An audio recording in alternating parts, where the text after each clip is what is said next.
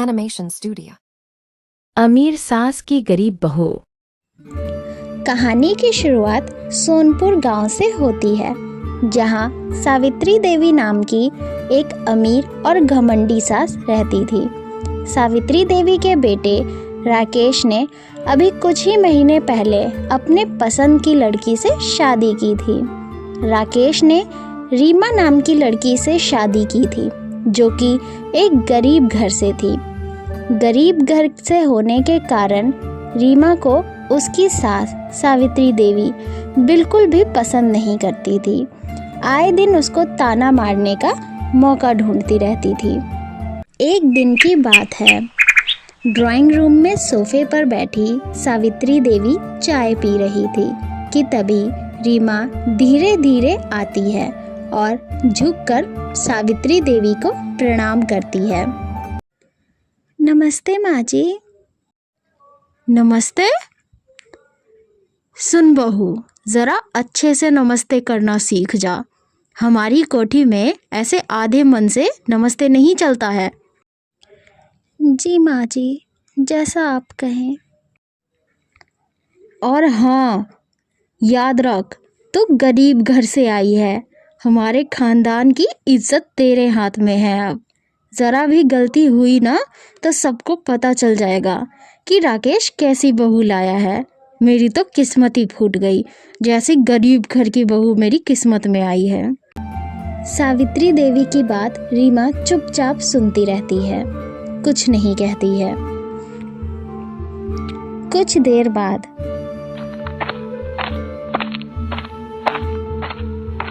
रीमा रसोई घर में खाना बना रही होती है कि तभी पड़ोस की शिवानी वहां आती है और रीमा से कहती है, अरे बहू रीमा, क्या हाल है तेरा? ठीक तो है ना तू? जी दीदी, मैं बिल्कुल ठीक हूँ। बस माँ जी ताना थोड़े ज़्यादा ही देने लगी है, पर कोई बात नहीं, है तो मेरी माँ जी ही। अरे बहू, तुझे देखकर तो लगता है भगवान ने तुझ में अलग ही सहनशीलता दी है।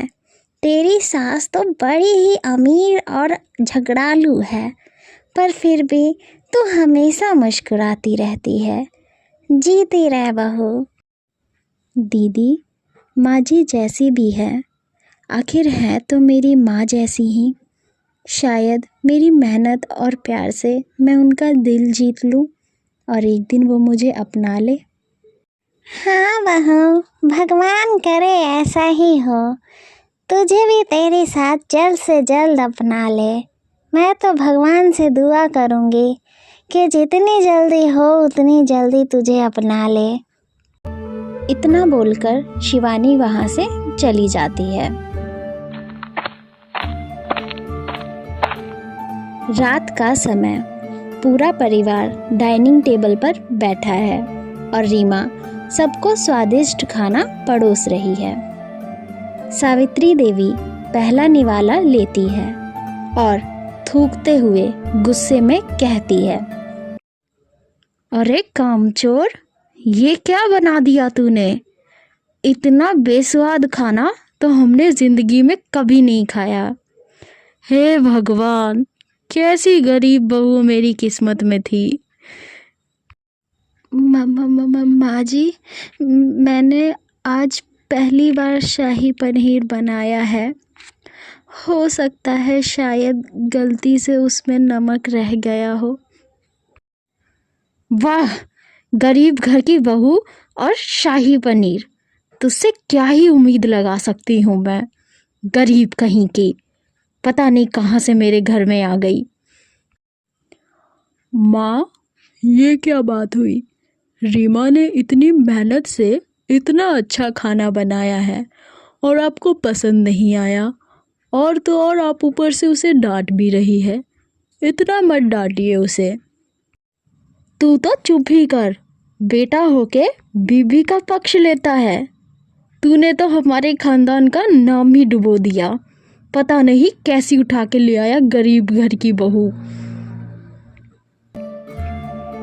सावित्री देवी की बात और उसका अहंकार रीमा चुपचाप सुनती रहती है और पलटकर कोई जवाब नहीं देती। इतना बोलकर सावित्री देवी तो वहाँ से चली जाती है, लेकिन रीमा बेचारी रोते हुए अपने कमरे में जाकर बिना खाना खाए सो जाती है। अगली सुबह आज सावित्री देवी के घर कुछ मेहमान आने वाले थे, लेकिन सावित्री देवी चिंता में बैठी हुई थी क्योंकि उसका नौकर रामू बीमार होने के कारण आज छुट्टी पे था, जिसके कारण घर का कोई काम नहीं हुआ था और ना ही मेहमानों के लिए खाना बना था।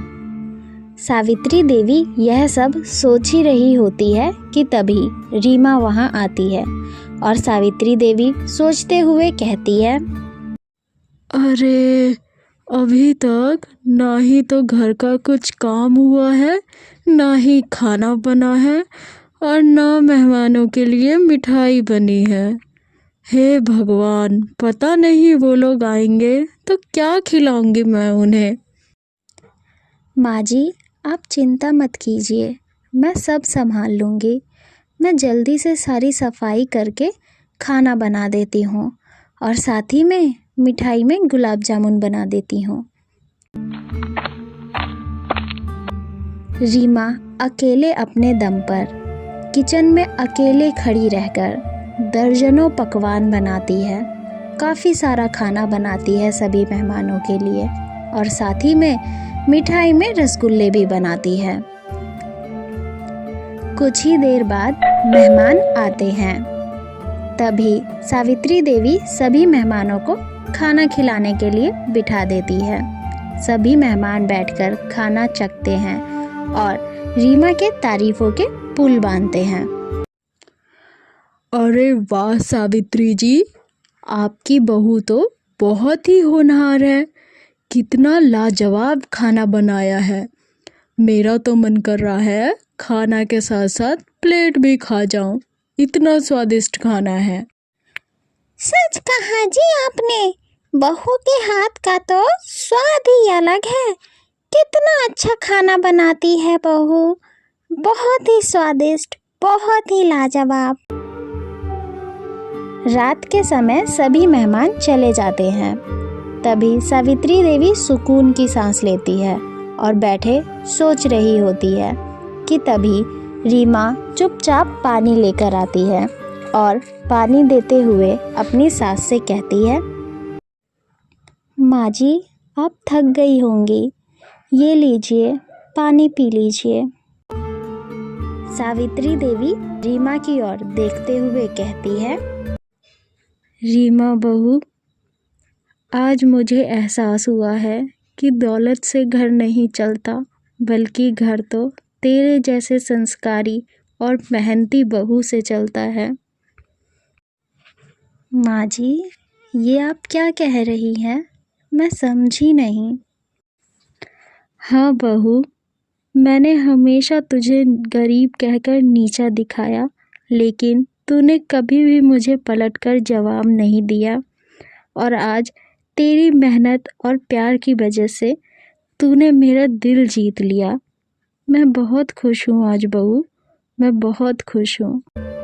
सावित्री देवी की यह बात सुनकर रीमा मुस्कुराती है और मुस्कुराते हुए कहती है, माँ जी मैं तो हमेशा से बस यही चाहती थी कि आप मुझे अपनी बहू के जैसे नहीं बल्कि अपनी बेटी के जैसे माने।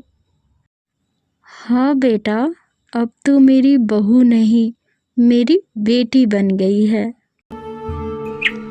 अगले दिन रीमा और सावित्री बैठे बातें कर रहे होते हैं और मुस्कुरा रहे होते हैं। यह सब देखकर राकेश खुश हो जाता है और तालियां बजाता है। तभी पड़ोस की शिवानी भी वहां आ जाती है और कहती है, वाह रीमा, देख लिया तूने, तेरे धैर्य ने और प्यार ने तो कमाल ही कर दिया। आखिर तेरी सास को तेरी माँ बना ही दिया। और क्या शिवानी, अब तो तू देखियो, मैं सबसे कहूँगी मेरी बहू नहीं बल्कि मेरी बेटी सबसे अनमोल है और सबसे प्यारी है। सावित्री देवी की यह बात सुनकर सभी लोग हंसते हैं और घर खुशियों से भर जाता है। तो दोस्तों, उम्मीद है आपको ये कहानी पसंद आई होगी।